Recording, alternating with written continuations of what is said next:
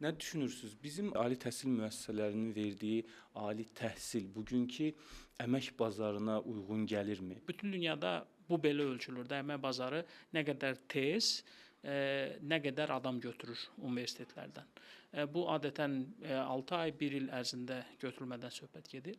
Yəqin ki, bilirsiniz, Azərbaycanda məzunların məşğulluq reytinqi adlanan bir reytinq təşkil olunmuşdu. Vaxtilə düzdür 2022-ci ilə qədər fəaliyyət göstərdi. Son datalar ictimaiyyətə açıq deyil ən azı, amma saytdan tanış ola bilərlər. Bu deməli Əmək və Əhalinin Sosial Müdafiəsi Nazirliyi tərəfindən həyata keçirilib və biz həmin deməli datalara baxdıqda, məlumatlara baxdıqda görürük ki, universitetlərimizdə məzunların ən azı işə düzəlmə faizinə baxsaq, bizim əmək bazarında təxminən aşağı-yuxarı düzdür, bütün universitetlərimiz üzrə eyni deyil, amma orta hesabla təxminən 70-75% universitetləri bitirənlər məzunlar işlə təmin olunurlar. Və ən maraqlı tərəf ondan ibarət ki, burada çox yüksək faizi məhz birinci ayda, ikinci ayda işə götürülmələrdir. Sonra getdikcə bu azalır. Dünyada bu isə təxminən fərqlidir.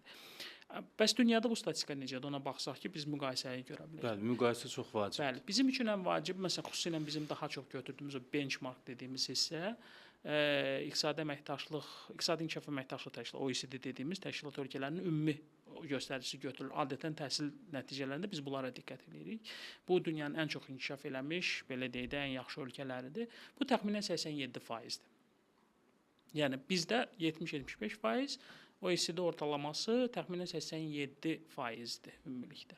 Sözsüz ki, fərq var, kifayət qədər böyük fərqimiz var. Amma burada diqqət etməli bir çox məsələlər var. Birinci, OECD ölkələrinə baxanda baxa bilərik ki, bu ölkələr çox ciddi iqtisadi şaxələnmiş və inkişaf eləmiş ölkələrdir. Yəni iqtisadiyyat kifayət qədər diversifikasiya olunub, kifayət qədər şaxələnib və çox da belə deyək də yüksək keyfiyyətli kadr tutumu ehtiyac tələb edən ölkələrdir. Bu birincisi əmək bazarının strukturuna bağlı olan məsələdir.